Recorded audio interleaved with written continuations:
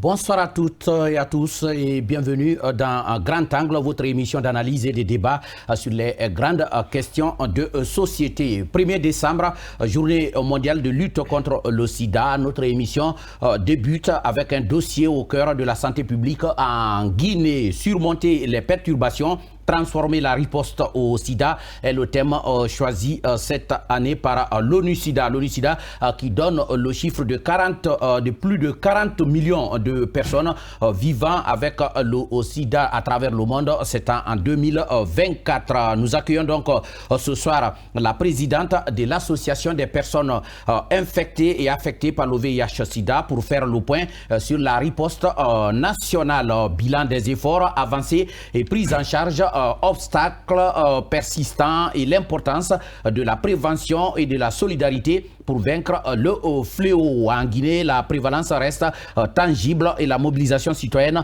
indispensable alors que l'objectif de fin de l'épidémie d'ici 2030 demeure à portée de main. Madame Kadiatou Bodje Baldé sera sur ce plateau dans la deuxième partie de notre émission. Mais Grand Angle ne s'arrête pas là. Dans le focus, nous abordons avec nos chroniqueurs la situation actuelle dans le secteur de l'éducation. Ce lundi, certaines écoles à Conakry comme à l'intérieur du pays sont restées fermées. Un débrayage qui questionne l'avenir de nos enfants et la qualité de l'enseignement. On le sait, depuis le 5 septembre 2021, le gouvernement guinéen a consenti d'énormes sacrifices pour construire des écoles, recruter les enseignants et améliorer leurs conditions de vie et de travail. Mais apparemment, certains enseignants attendent encore mieux. Dans ce numéro de Grand Angle, nous analyserons donc la situation dans le secteur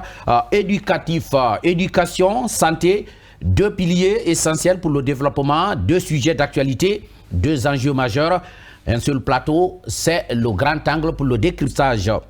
Avec nos chroniqueurs, chroniqueuses, Safiatou Kondé, bonsoir et bienvenue. Bonsoir David, c'est tout un plaisir pour moi de te retrouver autour de cette table. Oui. Et j'espère que tu nous reviens en forme. Je reviens en forme, c'est un plaisir de partager. Merci beaucoup. J'étais des fois très jaloux quand je vous voyais à la télévision. Bonsoir spécial, mes pensées vont à tous ces malades alités dans les hôpitaux, dans les centres de santé, les malades, des personnes malades du sida en cette journée du 1er décembre. On espère qu'ils sont en train de nous suivre et nous sommes de cœur avec vous et nous vous portons dans nos cœurs en cette journée 1er décembre, journée internationale de lutte contre le VIH-Sida. Idrissa Cissé, bonsoir et bienvenue. Bonsoir David Diambouno, bonsoir, heureux d'être là, c'est vrai. Mais après il faut l'avouer qu'on t'a jamais lâché. Certes, tu n'étais pas sur ce plateau, mais j'étais dans le cœur. J'étais là spirituellement, tu étais là.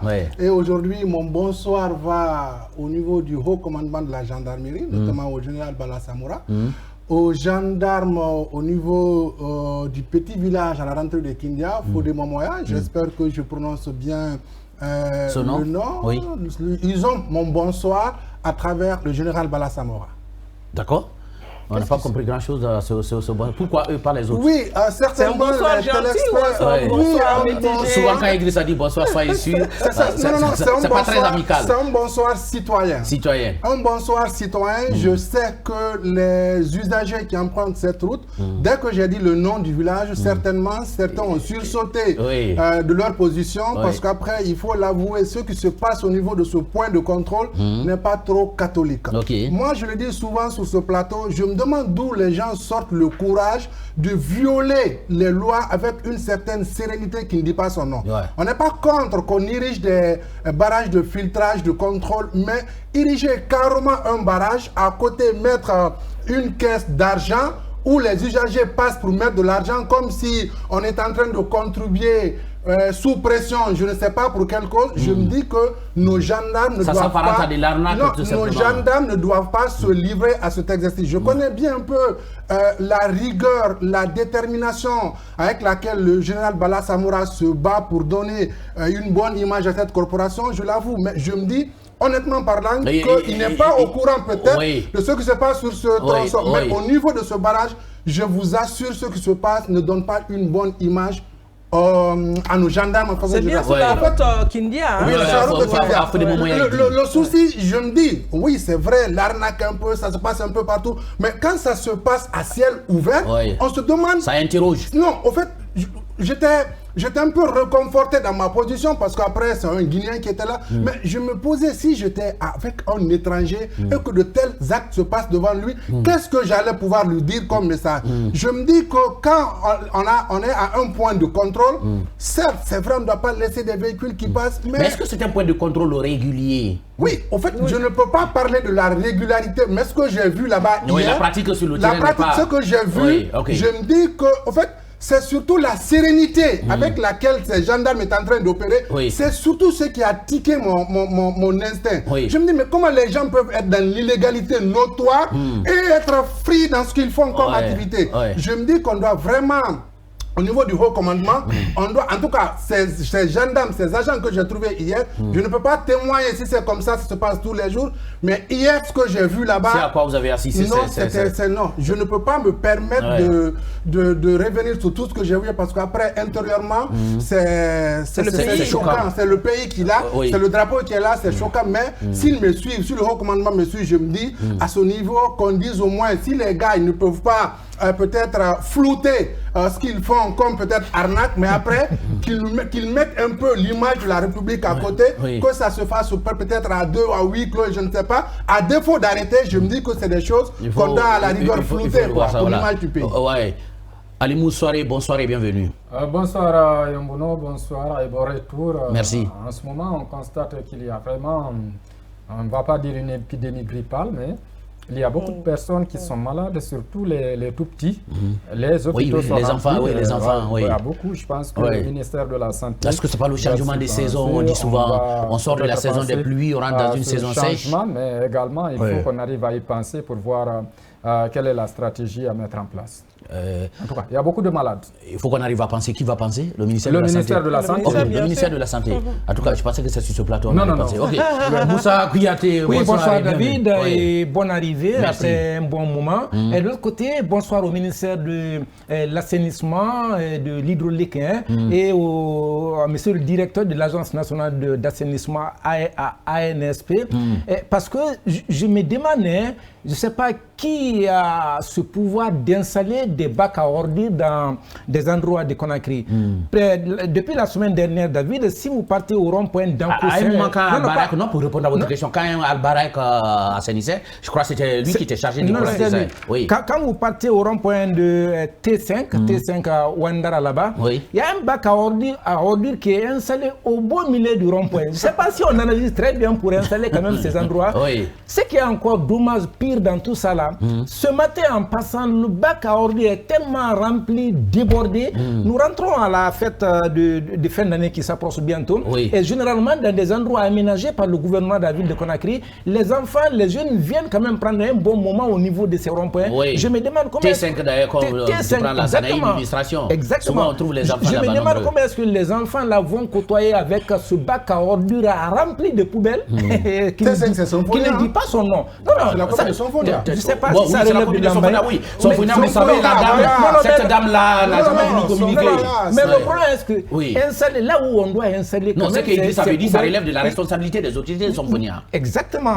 En tout cas, si c'est eux, il faudrait qu'ils revoient quand même leur... Non, c'est eux, il n'y a pas de signe. Avant d'installer ces... Parce que je me demande le rond-point quand même. Un rond-point, pas...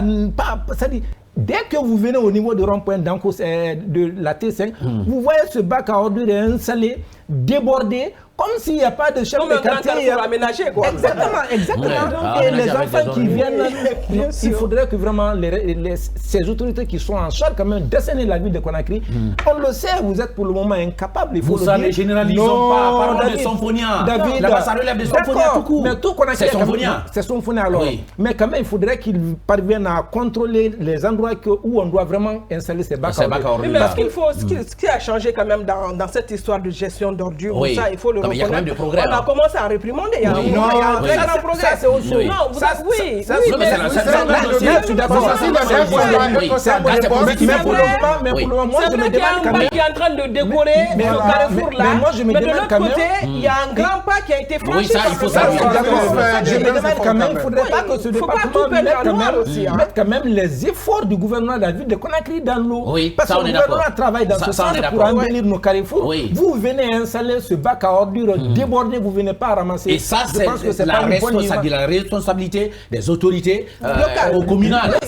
Alors, si ces autorités nous suivent, c'est franchement... Et même si on ne suit pas, on n'a pas besoin de suivre la télévision pour comprendre que là-bas, ça ne va pas. Nous avons vu plus de 10 personnes qui ont été arrêtées par rapport à ces jets d'ordures dans les coins de la rue. Moi, je pense que ça, c'est un grand pas. Et c'est un très bon début parce que quand aujourd'hui les gens sont effrayés, tu te mets en tête que, attention, si je mets les ordures ici, tu demandes où déposer et tu réfléchis à 1000 fois avant de jeter ton sachet d'ordures dans un coin de la rue. Moi, je pense que ça, c'est un grand pas. Ce qui arrive malheureusement à Sofonia, ça dépend vraiment de la localité. Et ça, il faut taper fort pour que ça change. Et Dieu sait combien de fois on a fait des efforts ici pour faire venir cette dame ici pour parler de sa commune. Chaque fois, c'est des arguments. Non, elle est sur autre chose. Elle est occupée. Les ordures, ça doit être une des priorités. La priorité. La gestion des ordures, ça doit être la priorité. On va revenir. On reviendra sur ça. Madame, on ne vous a pas laissé d'abord, c'est pas fini avec vous. Voilà donc pour le plateau de ce numéro de Grand Angle. Dans un instant, on parle de l'éducation. Focus sur l'actualité. Les chroniqueurs du Grand Angle décryptent et analysent les dernières nouvelles nationales et internationales. De la politique à l'économie en passant par la santé, l'environnement et les faits de société, rien n'échappe à notre regard attentif. Avec une approche unique, Grand Angle vous offre une analyse à 360 degrés pour vous aider à mieux comprendre les enjeux et les événements qui façonnent l'actualité nationale et internationale. Les chroniqueurs du Grand Angle vous donnent les clés pour décrypter les faits et gestes qui rythment notre monde.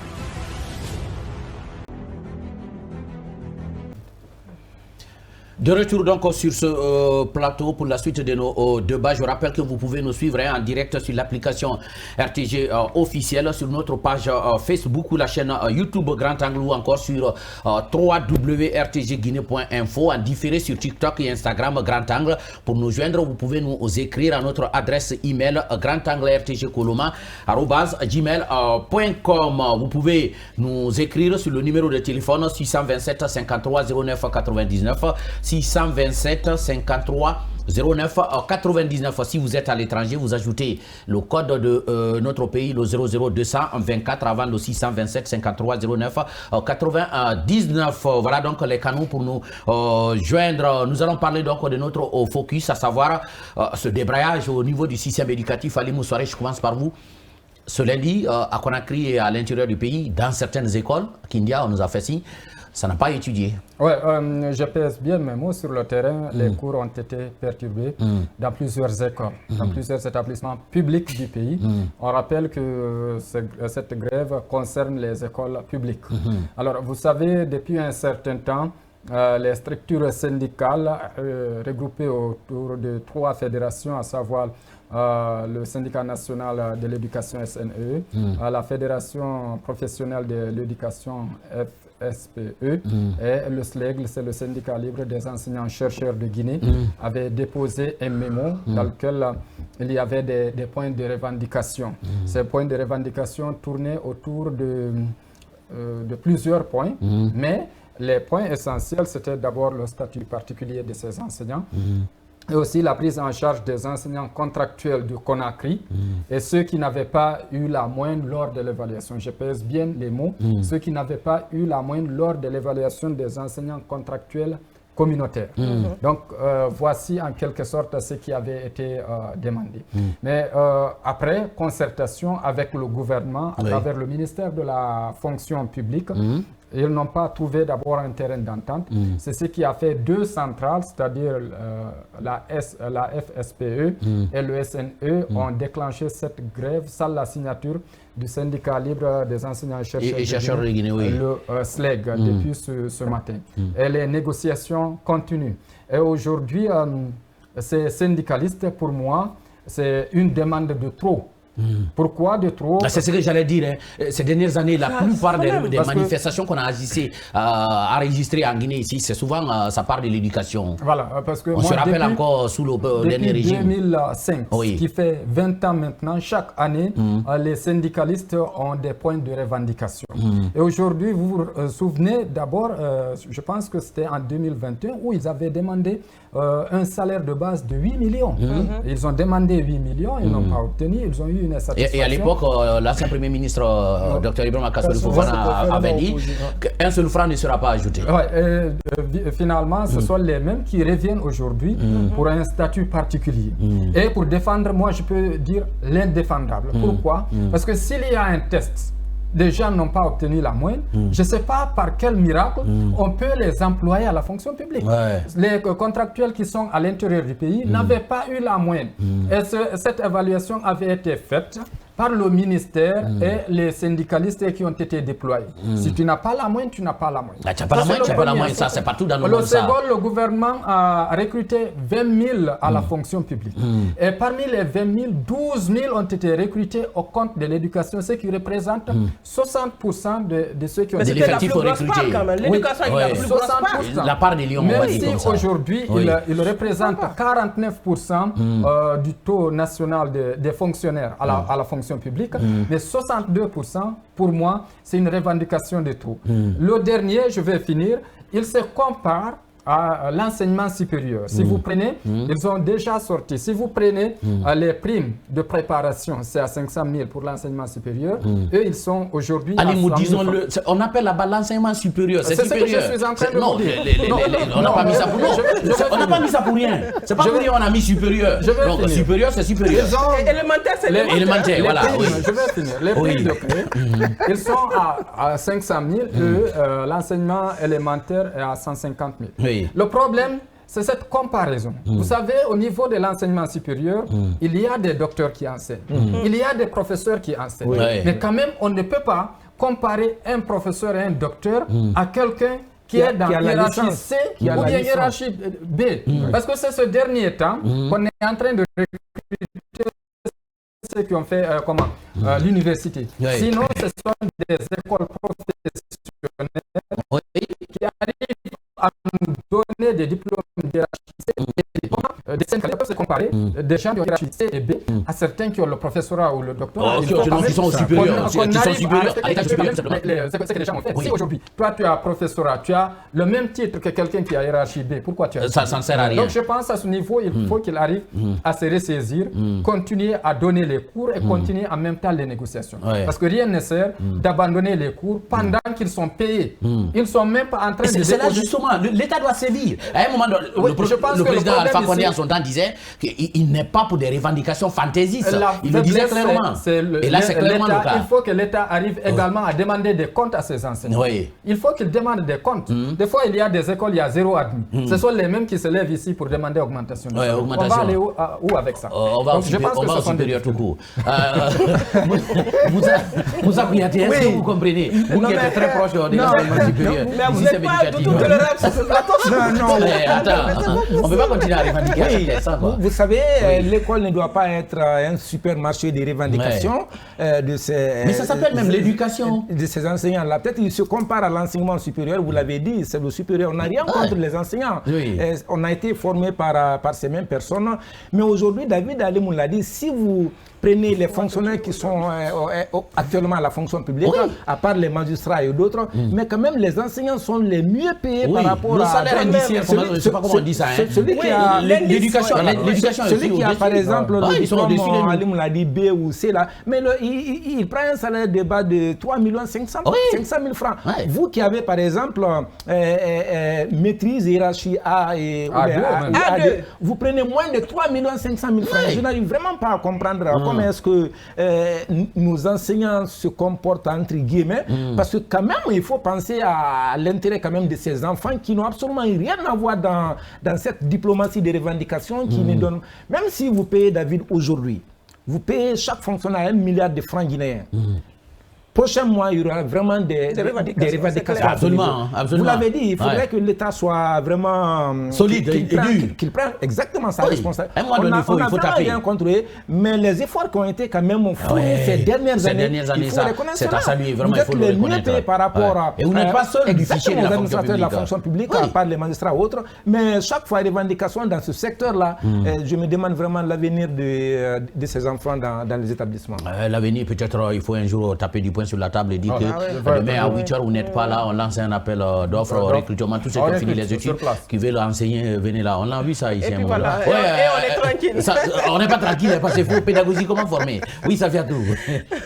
Oui, au fait, moi, l'autre conséquence, c'est quand ceux qui ont été empêchés d'étudier, parce qu'il faut le dire comme ça, quand il y a une grève, tout le monde sait que le matin, les parents ont déjà peur d'envoyer les enfants. Qui disait ce matin à son enfant, s'il n'y a pas cours, il faut revenir à la maison. Il faut revenir à la maison. Donc, les enfants qui n'ont pas fait cours vont dans d'autres écoles pour lapider les salles de classe. Pour saccager. Et ça crée tout un cocktail de désordre. Et c'est ce qui même empire la chose. Au fait, c'est bien d'aller en grève, mais il faut savoir comment gréver, surtout quand c'est avec les enfants. Parce que vous pouvez faire face à des conséquences. Oui, c'est bien d'aller en grève, mais encore faut-il que les motivations soient fondées. Les motivations soient fondées. J'en viens, que les motivations soient fondées. Tu l'as dit, j'en viens. Mais c'est au niveau de ces enfants-là. Aujourd'hui, ce qui s'est passé là, on pouvait peut-être s'attendre au pire. Les enfants qui se mettent à lapider d'autres élèves qui sont dans la classe, qui sont en situation de cours, parce qu'ils ont été empêchés de suivre leurs cours. Moi, je pense que c'est grave. Imaginez on ne le souhaite pas qu'il y ait des cas de mort, mais qui va répondre, c'est eux. Et puis, je me dis aussi, on a fini cette grève-là. Je pense que c'était au niveau de l'enseignement supérieur. Mais je me dis qu'ils se sont levés parce qu'ils ont dit, écoutez, si on s'assoit, peut-être que ce qu'on veut ne sera pas fait. Ils sont en période de campagne, il y a l'argent qui sort, il faut qu'on aille. Et peut-être, parce que maintenant la campagne, c'est comme si ça devenait une vache laitière pour tout le monde. Parce que tu ne peux pas, comme ça, là, déclencher une grève pour tout le système. Et puis le ministre était sorti, vous l'avez vu, vous avez vu son appel. Il a demandé à tout le monde d'aller enseigner. Comme ce que tu as dit là, moi étant le ministre, vous faites ça là, franchement, je voudrais des mises à pied. Là, au moins c'est clair. Il faut que l'État soit ferme, comme l'a dit Kouyaté, pour que les choses puissent avancer. On vient à peine de commencer l'année scolaire. Vous ne pouvez pas tout le temps mettre les enfants dehors pour je ne sais pas quelle revendication. Mais si eux enseignants ils se plaignent, alors qu'ils ont l'indice plus fort que tout le monde, et si les autres domaines se lèvent, l'État va s'en sortir. Ça ne marchera pas. Mais alors, il faut qu'on arrête, il faut qu'on sache bien qu'on est lancé Simando, mais c'est pas le bon moment de faire des revendications. Et qu'on mette en avant, c'est vrai, il est bon de revendiquer, tout le monde veut avoir un bien-être. Bien sûr. L'argent, même si tu l'as dit tout à l'heure, même si on a 1 milliard aujourd'hui, demain on va demander plus. Donc il faut vraiment qu'on sache raison garder et qu'on voit le pays avant. On vient d'ouvrir les classes pour les enfants, il ne faut pas qu'on les perturbe dans leur évolution. Idrissa, est-ce que vous comprenez la revendication des anciens? Je vous ai vu sourire tout à l'heure. Non, j'étais en train de voir l'angle qui est bien éclairé sur ce plateau. Ça, c'était juste pour rire. Oui, je me dis après, pour être sérieux, je crois que nos enseignants, nos professeurs doivent savoir raison garder. Ce n'est le plaisir, personne ne souhaite voir peut-être ces enseignants demander des revendications et qu'ils ne sont pas réconfortés dans ce qu'ils font comme demande. Mais après, il faut savoir quand demander, il faut savoir comment demander, il faut savoir quoi demander. À un moment donné, on est dans un pays, on est sur une rectification. On est en train de corriger beaucoup de facteurs. C'est vrai d'abord, rien que la dislocation de ces centrales prouve qu'il y a eu des incompréhensions à leur niveau. Moi, je pense qu'ils devaient chercher à corriger cette incompréhension à l'interne d'abord. Pour faire front commun. Exactement, merci de me prêter le mot. Et après faire front commun. Ça ne sert à rien que le groupe qu'un premier groupe soit là et qu'un deuxième groupe. Personne ne peut écarter. Souvent d'ailleurs, ces dernières années, la grève à l'éducation, on a vu tout ça, ce bicéphalisme au niveau du syndicat. Oui, pour qui parle, en tout cas ces derniers temps de revendication, Aboubacar Souma, c'est vraiment un symbole qu'on peut respecter. Je ne sais pas trop qu'est-ce qui s'est passé pour qu'il puisse se désolidariser des autres. Mais après, acceptons d'être autour de la table, acceptons de communiquer. C'est vrai, les enseignants avant, Moi, j'aime souvent le dire, la dernière fois que je l'ai dit sur ce plateau, après, j'ai eu trop de réactions. Mais l'enseignement, c'est d'abord la passion. Oui. On a vu nos instituteurs à l'époque, à l'école, c'était une fierté pour eux de transmettre les savoirs. Je ne suis pas en train de dire qu'ils doivent toujours rester dans cette logique de ne pas changer. Le maître qui vous a eu en 6e année, en 5e, est très content de vous voir sur le plateau de télé. Je pense que c'est ça. C'était ça d'abord le voilà. Avant, c'était cela d'abord la première récompense des instituteurs. Ils disent oui. Ali Moussouare qui est aujourd'hui sur ce plateau, il est passé par là. C'est moi qui ai aidé sa fille à prendre la craie et écrire A, B. Je pense que c'est la première fierté d'un enseignant. Oui, certes, on me dira les époques ont changé, les temps ont changé, mais qu'on sache quoi demander. Les enseignants, je ne dirais pas que c'est des bébés gâtés des fonctionnaires en Guinée, mais on a tout l'air que, pas les privilégiés, mais l'État prête une attention particulière à ces enseignants. Je pense qu'ils doivent savoir raison garder. Ils doivent savoir raison garder. Est-ce qu'il y a la réaction c'est sûr, il y aura des réactions. Ça, je n'en doute pas. Et je crains pas que ce soit des missiles sur le table. Je suis sûr. Bonsoir, s'il vous plaît, dites au ministère de l'Éducation de nous aider. Les écoles publiques souffrent. Il n'y a pas de professeurs dans les établissements scolaires. Merci à vous également. Ça, c'est notre problème qu'on pose là. Ce manque de professeurs, ce n'est pas lié à la... Voilà, pas du tout. Salut, c'est Mané depuis Fria, dans le quartier Bafouan. Vous êtes les meilleurs journalistes. Je suis de cœur avec vous. Bonsoir à Grand Angle. Alimou a tout dit. L'État doit mettre fin à ça. Ils ne sont pas les seuls Guinéens. Ils sont bien payés, mais le résultat est zéro. Pas d'études dans les écoles publiques. Signé Alain Ross depuis Kamsara. Merci à vous. C'est M. Kamara Boubacar. Je suis enseignant de profession. En fait, il faut que le système éducatif soit la priorité nationale, car sans l'éducation, le pays est dans une proie indésirable. Bonsoir à Grand Angle, c'est Barry Lamarana depuis Mambia. Sissi, merci beaucoup. Que Dieu te bénisse. Les brigades mobiles sont là. Merci à vous. On ne va pas continuer. Pourquoi pas? Moi, je comprends pas ça. Merci à vous. Ils sont là. OK. C'est pas tout, je suis pas sûr que sur toute l'étendue du territoire national, dans les écoles et certaines écoles privées, il n'y a pas eu d'études. Je demande à l'État de penser aux enseignants et enseignantes, écouter leur cri de cœur. Pourquoi faire la différence entre les enseignants du préuniversitaire et supérieur? Merci à vous. Mais la réponse, lui-même, il a ça dans sa question. Là. Il y a supérieur et élémentaire. C'est simple. Quelqu'un qui est supérieur, il doit avoir un salaire supérieur. Merci également. Bonsoir à la RTG. Oui, David, 30 secondes. Les enseignants de la fonction, les enseignants du préuniversitaire, mais David, ça fait combien d'années il n'y a pas eu premier de la République dans les écoles publiques? Il y a ça aussi. La question du mérite. Vous faites des réclamations, mais le résultat n'y est pas. Qu'est-ce que vous faites concrètement en attendant? Que ce soit des écoles, l'examen d'entrée, que ce soit souvent c'est le privé, que ce soit bac, mais ça vient dans les écoles. Vous demandez les premiers, donnez le taux d'abord d'admis. Le taux d'admis, il y a un lycée public ici qui est là, qui est juste derrière nous, qui a eu 0 admis au BPC, 0 admis au lycée. Alors que les enseignants ont été payés, ce sont les mêmes aujourd'hui qui sont en train de demander une augmentation de salaire. Comment ça peut aller? Moi, dans les revendications, c'est quand on dit, par exemple, on a fait le test, ceux qui n'ont pas eu les moyennes, à l'intérieur du pays. À l'intérieur, pour la fonction publique locale. Ils n'ont pas eu la moyenne. Ça, je comprends plus rien. On demande à ce qu'ils soient obligatoirement embauchés. Ça fait partie des revendications. C'est les bébés gâtés des fonctionnaires guinéens, il faut les comprendre. Après, c'est pour vous dire que non, nous, on n'a pas autre chose à tricher, on ne vole pas, on n'a que la craie, la poussière de craie, assis à ça. Donc, c'est un choix. Exactement, c'est un choix. Vous avez choisi, chers enseignants, assumez, on compatit bien à ce que vous subissez. Et nous sommes de cœur avec vous, mais là, quand c'est trop, nous sommes obligés de vous dire que trop, c'est trop. Arrêtez un peu, voyez l'avenir des enfants et de notre pays. Si Mandou est lancé, on a besoin des cadres bien formés pour pouvoir travailler, former donc nos enfants. Voilà donc ce qu'on pouvait dire par rapport à ce sujet, ce débrayage aussi au niveau du système éducatif guinéen. Dans un instant, on va parler de la lutte contre le VIH. SIDA, ce sera avec Mme Kadiatou Bodje Baldé. Elle sera sur ce plateau après nos obligations commerciales.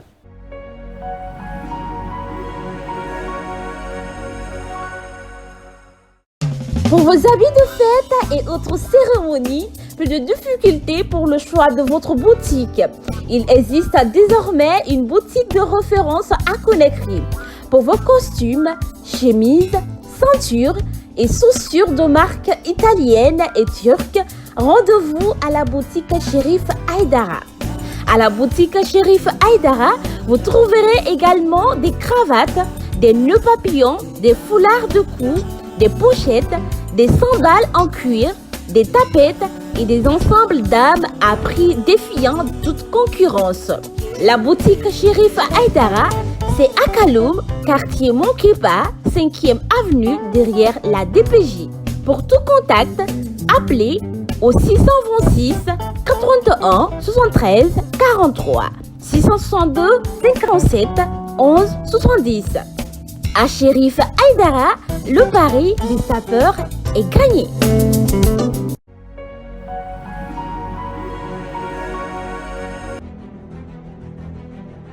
Face à l'invité, la vérité sans détour. Nos chroniqueurs poussent les portes de l'actualité et interrogent un acteur clé de la vie nationale. Sans tabou ni langue de bois, il répond à toutes les questions, offrant ainsi un éclairage unique sur les grandes préoccupations du moment. Grand Angle, votre tribune de libre expression, vous permet de mieux comprendre les enjeux de société, les défis politiques et les mutations économiques qui façonnent notre pays. Dans le strict respect des lois de la République et de la déontologie journalistique, de retour donc sur ce plateau pour parler de notre thématique, la journée mondiale de lutte contre le sida. L'émission débute donc avec ce dossier de cœur, au cœur donc de la santé publique en Guinée. Surmonter les perturbations, transformer la riposte au sida est le thème choisi cette année par l'ONU-SIDA. L'ONU-SIDA qui donne le chiffre de plus de 40 millions de personnes vivant avec le VIH dans le monde. C'est en 2024. Pour en parler, nous recevons Madame Kadiatou Bodié Baldé. Madame, bonsoir et bienvenue. Bonsoir. Bien, ça va bien. Je rappelle que vous êtes la présidente de l'association des personnes infectées et affectées par le VIH. C'est bien ça? C'est bien ça, c'est le réseau et non l'association, parce que le réseau c'est composé par des associations. Ok. Donc c'est le réseau national des personnes vivant avec le VIH. D'accord. Plus. Et donc avec vous, nous allons faire le point sur la riposte nationale, bilan des efforts, les avancées en prise en charge, les obstacles persistants. Globalement, l'état des lieux en Guinée aujourd'hui, vous qui êtes la présidente de ces associations-là, quel est l'état des lieux aujourd'hui en termes de lutte? Ok, merci pour l'invitation sur cette plateau aujourd'hui pour me permettre de m'exprimer sur l'avancée du traitement. Oui. D'un côté, on peut dire qu'il y a un progrès parce qu'il y a une baisse de transmission du VIH en Guinée actuellement à travers les sensibilisations couplées au dépistage précoce que nous faisons dans la communauté. Et là, ça empêche la transmission du VIH dans la communauté. Donc ça, c'est un succès et la disponibilité des ARV pour le traitement des personnes qui vivent avec le VIH. Parce que quand la personne est dépistée à temps et mise sous ARV, elle ne devient plus un danger pour la population. C'est quand la personne n'est pas dépistée, elle ne connaît pas son statut, qu'elle transmet la maladie facilement. Donc si la personne, c'est pourquoi on appelle toujours, on fait cas de faire le dépistage précoce. Le dépistage précoce prévient le développement de la maladie SIDA. Une personne peut vivre avec le VIH pendant des années sans développer la maladie SIDA. Donc c'est pourquoi, comme les gens ne connaissent pas la différence entre une personne qui vit avec le VIH et une personne qui est malade du SIDA, c'est ce qui fait la confusion. Et si une personne est dépistée à temps, pendant qu'il est bien portant, il se met sous traitement. Là, il ne va pas développer la maladie SIDA. Ça, c'est une phase, le développement de la maladie SIDA. Ça, c'est une phase que la personne va développer, mais c'est quand elle n'est pas mise sous traitement à temps. Elle peut aussi être sous traitement et si elle n'est pas observant, ça veut dire qu'on te dit de prendre le médicament correctement et toi, parfois tu prends à l'indigène. Là, la personne va développer la maladie SIDA, il va créer l'échec thérapeutique. Alors, oui, allez-y donc. Non, vous voilà. Est-ce que celui que, parce que vous avez dit qu'il y a beaucoup de gens qui font la confusion, je veux bien qu'on lève cette confusion-là. Voilà. Vivre avec la maladie, développer la maladie, la différence c'est quoi? vivre avec la maladie, d'abord c'est un virus. Le VIH c'est un virus d'immunodéficience humaine qui s'introduit dans le sang humain. Il ne vit que dans le sang humain. Maintenant, quand il est introduit dans le sang humain, il peut être là-bas. C'est quand il va finir de détruire le système immunitaire de la personne et que la personne est affaiblie et la personne développe la maladie qu'on appelle SIDA. Ok. Et si, au moment où on appelle la personne... Donc là, c'est la phase ultime, quoi. Phase ultime. Donc on peut avoir le virus sans être malade du sida. Sans être malade. Parce que ce qu'on appelle une personne séropositive, c'est qu'il est positif sur le test de dépistage VIH. Le virus est dans le sang, mais il n'a pas développé la maladie. D'accord. C'est quand il n'est pas dépisté à temps et mis sous traitement. Si il est mis sous traitement à temps, il ne va pas développer la maladie et il ne va pas transmettre aussi facilement la maladie. D'accord. Oui. Oui. Oui, on était en train de suivre religieusement parce que les informations... C'est capital. Hein. Oui, madame, quand vous parlez de... souvent, je crois, la peur des gens, c'est à ce niveau. Beaucoup ne connaissent pas... parce qu'après, quand tu dis à quelqu'un, va te faire dépister par rapport à cette maladie, la personne te dit, non, moi, je n'ai pas de problème, je me sens bien. Est-ce qu'au niveau, vous qui êtes en réseau, vous qui êtes coordonné beaucoup d'associations, souvent, quand vous partez sensibiliser les gens, quel est le message phare que vous passez? Le message phare que nous passons dans la communauté, d'abord, c'est de connaître son statut. C'est la meilleure prévention. Quand tu connais ton statut, soit si tu es séropositif, on t'aide à être sous traitement sans dépenser, ou bien tu n'es pas séropositif, on te montre les chemins, les modes de prévention. Parce que le VIH, on peut le prévenir, mais on ne peut pas le guérir pour le moment. Okay. Et la peur des gens pour se faire dépister, je vais vous dire, c'est la stigmatisation. La stigmatisation et la discrimination, c'est ce qui bloque et c'est ce qui freine la lutte contre le VIH aujourd'hui. Donc, je vais profiter de ce plateau, comme je sais que c'est des millions d'auditeurs qui nous écoutent, et arrêtons de stigmatiser les personnes qui vivent avec le VIH. Le VIH, c'est comme toutes les autres maladies. Une personne ne peut pas aller chercher. Parce que nous faisons aussi même les dépistages nocturnes. Ça, c'est dans les maisons closes, dans les bars. Nous travaillons avec les populations clés. Vous connaissez peut-être c'est quoi les populations clés. Donc avec ceci, on a moins de positifs par rapport à la communauté. Parce que dans la communauté, dès que tu parles du VIH, on fait allusion au sexe, ou bien des personnes, soit c'est une malédiction divine, ou bien c'est une personne qui n'est pas sérieuse. Étant donné que c'est le contraire, il y a de ces personnes qui sont séropositives aujourd'hui, qui n'ont jamais, si c'est des femmes qui n'ont jamais commis un autre homme, qu'ils ont reçu dans leur foyer, tels que nous les femmes, dans les côtés sociaux. Moi, je peux dire que je ne peux pas, je ne vais pas prêter mon voisin un couteau. Mais est-ce que mon voisin ne viendra pas demander de lui prêter un couteau? Même l'aiguille. Est-ce que... Non, les aiguilles aujourd'hui, on peut acheter parce que ça, c'est jetable. Mais un couteau, entre les voisins, on est obligé de se prêter. Et dans les cérémonies aussi, quand nous partons pour faire les préparations des cérémonies, parfois une personne peut se blesser en épluchant des aubergines et autres, il jette le couteau, ou bien elle jette. Toi, tu prends, tu ne connais pas son statut, parce que ça ne s'affiche jamais sur le visage de quelqu'un qui est séropositif.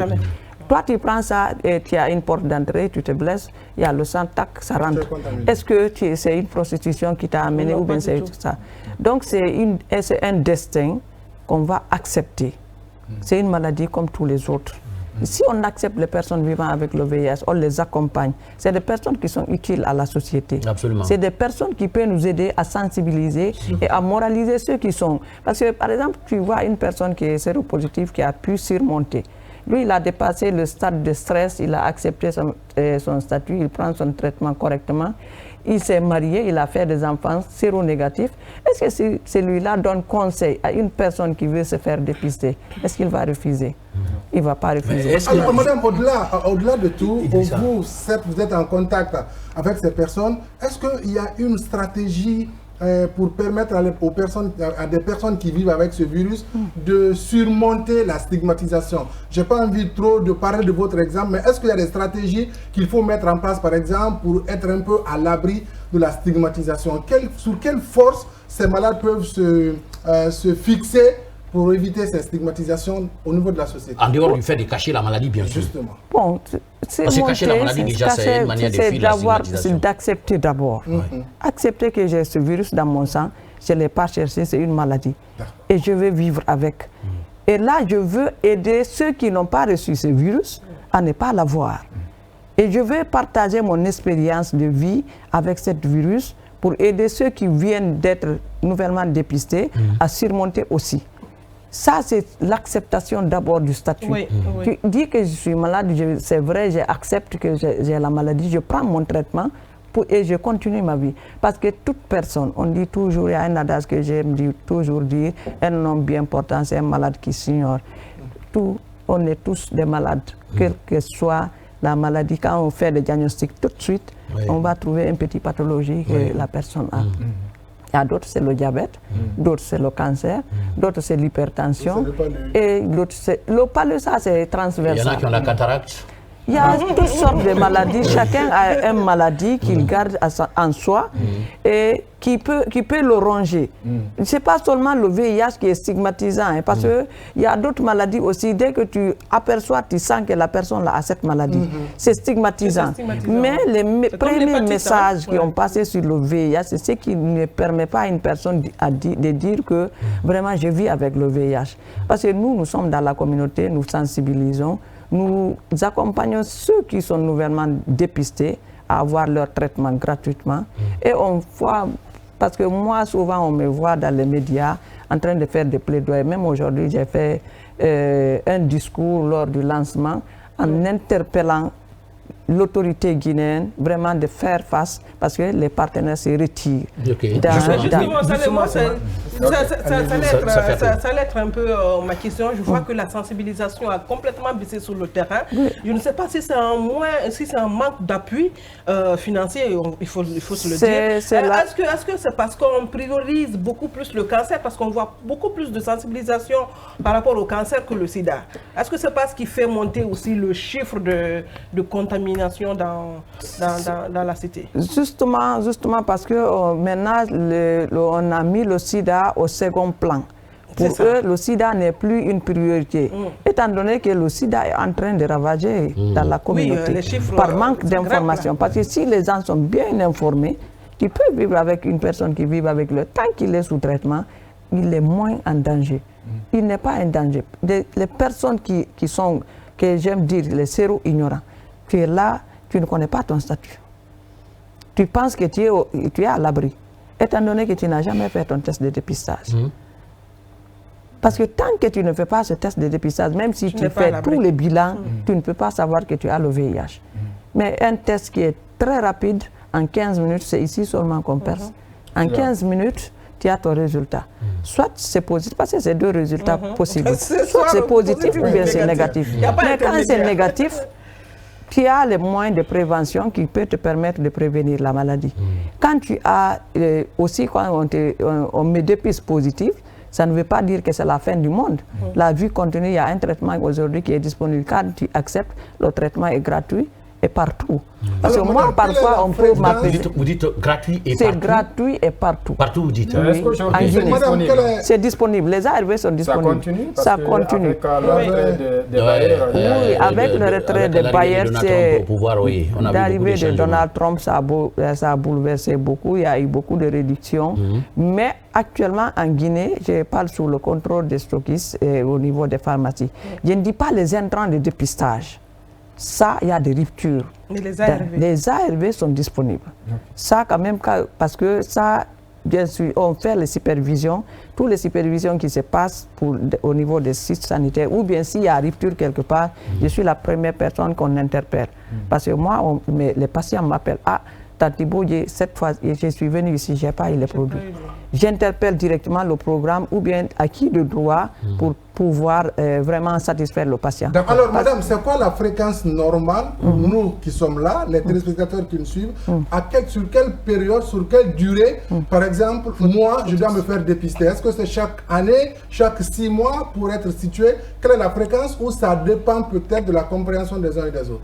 C'est chaque 3 mois. Chaque 3 mois. Chaque 3 mois, chacun peut aller se faire dépister parce que c'est gratuit. dans les structures sanitaires publiques. Je ne dis pas les privées. Quelles que soient mes activités. Quelles que soient vos activités. Je dois me faire dépister. Vous pouvez vous faire. Je ne touche pas le couteau, je n'ai pas un programme avec... Vous savez, le VIH oui. n'a pas de frontières. Oui, on est d'accord. Mais il faut avoir une porte d'entrée pour pouvoir le recevoir. Oui. Et on peut avoir des portes d'entrée sans le savoir. Parfois, on peut avoir des blessures sans le savoir. Mais tant que tu n'es pas en contact direct avec un sang contaminé, tu n'es pas en danger. Mais cela ne veut pas dire que tu es à l'abri. D'accord. Il faut toujours vérifier et se rassurer de ton état de santé. C'est ce qui est la meilleure des choses. Moussa. Oui, alors madame, moi j'ai des questions. En Guinée à date, quelles sont les statistiques qui sont disponibles par rapport à les personnes qui Elle va répondre d'abord à cette question. Les statistiques, est-ce que c'est en hausse ou en baisse? Bon, je ne peux pas me déterminer. C'est en baisse. C'est en baisse. C'est en baisse. Mais je ne peux pas vous donner des chiffres exacts ici parce que je n'ai pas été préparé pour l'émission. On m'a appelé. Mais vous donnez déjà des réponses satisfaisantes. D'accord. Alors, l'autre question, madame, Safi Lari, les partenaires se retirent. Médecins sans frontières qui accompagnent la Guinée dans ce sens depuis 22 ans maintenant. Médecins sans frontières s'est retiré. Donald Trump est venu décapiter l'aide internationale par rapport à beaucoup d'autres secteurs, y compris justement la santé. À date, est-ce que vous qui accompagnez les patients dans ce sens, vous êtes inquiet avec le retrait des partenaires? Surtout quand vous parlez de Médecins sans frontières, moi-même mon cœur tremble. Parce que ce que Médecins sans frontières fait pour la Guinée, je ne dis pas, dans la lutte contre le VIH, je ne dis pas qu'il n'y a pas un autre partenaire qui peut le faire. Mais faire tel que Médecins sans frontières le fait pour les patients, ça va être un peu compliqué. Parce que moi, là où je suis aujourd'hui, et ça nous concerne tous, vous et nous. Parce que de près ou de loin aujourd'hui, tout un Guinéen est infecté ou affecté par le VIH. Si tu n'es pas infecté directement, tu as un proche ou un ami qui est concerné par la maladie.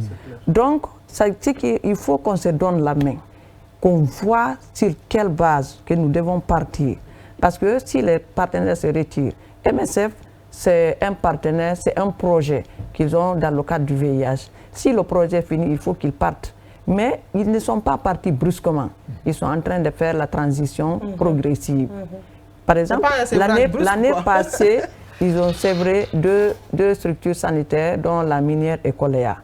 Et au mois de décembre, ici aussi, ils vont céder 2 structures sanitaires, à savoir Wanindara et Dabompa. Ils cèdent à qui? Au ministère de la Santé? Au ministère de la Santé. D'accord. Et aussi, ils avaient mis, pour accompagner les personnes vivant avec le VIH, les 2 centres de distribution communautaire. Ça, c'est dans la communauté, ce n'est pas médical. C'est juste la distribution des ARV pour que les ARV soient proches des patients. Tout ça, c'est pour éviter les ruptures. Parce que s'il y a les ruptures, c'est ce qui provoque la résistance des patients. Et là, quand le patient est résistant, il devient dangereux dans la communauté. Donc pour eux, ils ont toutes les stratégies pour accompagner le patient à avoir son médicament, son traitement à temps normal. Donc le départ de MSF, ça va forcément impacter. Mais il va falloir que nous tous, nous Guinéens, surtout vous les journalistes, vous êtes les mieux écoutés. Je vais profiter ici, faire un plaidoyer au sein de vous. Vous pouvez faire passer des messages aux côtés de l'État. Il faut attirer l'attention du secteur privé, les miniers, tous ceux qui œuvrent aujourd'hui pour en Guinée. Est-ce qu'il ne serait pas bon d'organiser une journée de dépistage volontaire, par exemple? Dans un passé récent, on avait vu des choses comme ça. Nous, on le fait à longueur d'année. Tout au long de l'année, nous sommes dans les grands marchés. Dans le grand, non, le Rega Plus, je parle du Rega Plus. Nous sortons dans la communauté, on organise dans les grands marchés, parce que nos mamans, c'est du marché à la maison. Ils ne vont jamais à l'hôpital à temps. Donc nous partons dans les marchés, les trouver là-bas, on les sensibilise, on les dépiste. Parce que aussi dans les bureaux. Votre message à l'endroit des autorités peut-être, j'ai envie de voir. Voilà, donc c'est de voir comment trouver des fonds domestiques pour permettre vraiment d'accompagner les personnes vivant avec le VIH à avoir fonds domestiques, c'est-à-dire les fonds domestiques, c'est-à-dire les fonds locaux, au niveau local, à base locale. On ne doit pas être dépendant souvent des fonds de l'extérieur. Et quand ceux-ci vont nous sévrer, comment? Si on n'a pas de stratégie à l'interne de trouver le fonds, et c'est des Guinéens qu'on est en train de sauver, ce n'est pas des étrangers qu'on va accompagner. Et tant que notre population n'est pas protégée, nous tous, nous sommes en danger. Donc, il va falloir que chacun donne un peu de... La question... Allez, bonsoir. Comment vous êtes vu dans la société? Très marginalisé, stigmatisé. Même ici, quand je finis de faire l'émission, là, tout de suite, ils vont dire « Ah, c'est là, peut-être... » Elle est séropositive, ils peuvent le dire. Mais moi, ça ne me fait absolument rien. Déjà, que tu sois séropositif ou pas, tu es un Guinéen, tu es un frère, tu es une sœur. Donc, si tu as besoin de moi, je suis disponible. Que tu me stigmatises ou pas, parce que ce n'est pas toi qui me nourris, ce n'est pas toi qui me donne le vent que je respire. Moi, j'ai confiance à Dieu. J'accompagne ceux qui n'arrivent pas à supporter. Parce que c'est ceux qui ne supportent pas le regard, mauvais regard là, ce sont eux qui souffrent.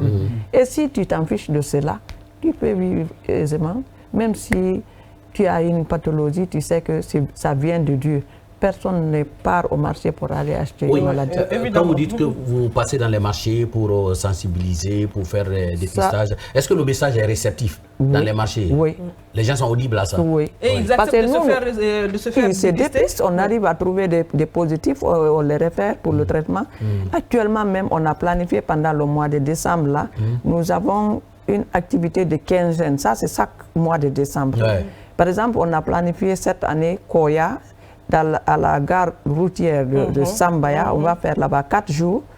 On sensibilise dans la communauté. Il y a des mobilisateurs, il y a des dépisteurs, il y a des sensibilisateurs. Et qui vous accompagnent financièrement? Bon, pour cette quinzaine, on a quelques partenaires. MSF le rassure chaque année. Mais s'il y a d'autres, par exemple, on a ciblé Boufa. Vous savez, les prévalences qui se trouvent à Bouquet, c'est plus élevé que toute la Guinée actuellement. Bouquet ou Bofa? Bofa, c'est dans Bouquet. Voilà. Donc, on voulait faire, on avait été là-bas lors de nos supervisions de haut niveau avec les partenaires et les cadres de haut niveau de la lutte contre le VIH. Mais ce qu'on a trouvé là-bas, le REGAP, nous, on a jugé nécessaire d'aller faire un tour et sensibiliser, dépister et les aider à être sous traitement, sinon c'est du catastrophe. Quand vous dites ce que vous avez trouvé, la fréquence de la maladie ou qu'est-ce que vous avez trouvé? Les chiffres de contagion. Les chiffres aussi, les modes de vie de la population, parce que c'est... Donc vous pensez qu'il y a un risque énorme? Énorme, très énorme même. Ok. Oui. Alors, nous voyons des femmes enceintes qui vont à l'hôpital et on ne demande même pas leur avis. Quand on te soumet à un bilan, il y a le VIH qui s'y trouve. Il y a eu beaucoup de femmes qui ont témoigné et tout. Mais est-ce que quand ces femmes, une fois dépistées positives, elles viennent vers vous, comment vous les prenez en charge jusqu'à l'accouchement? Parce qu'il faudrait dire que la contagion peut se passer aussi entre la mère et le bébé, le nouveau-né.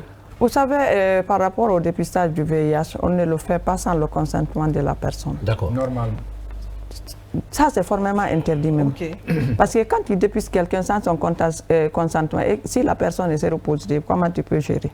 Parce qu'il faut que la personne accepte son statut pour pouvoir prendre son médicament. Et si tu l'informes qu'il est séropositif, il ne t'a pas dit que vraiment il veut faire le test, il accepte, il peut te poursuivre en justice. Est-ce que je vous dis est réel? Voilà. Il peut dans certaines structures sanitaires, même quand tu vas pour le bilan, on met le VIH. Mais si on l'insère, si tu vois, si tu n'es pas d'accord, c'est à toi de dire. Voilà, mais c'est systématique pour les femmes enceintes. Pourquoi? Pour sauver les enfants.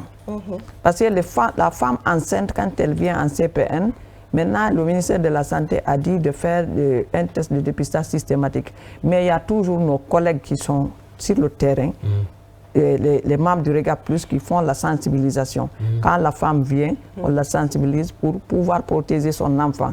En cas de positivité, on met la dame sous traitement. Quand elle est sous traitement, elle ne transmet pas. Avant, on parlait de la PTME, c'était la prévention de la transmission mère à enfant. Mais maintenant, c'est la ETME, élimination de la transmission de la mère à l'enfant.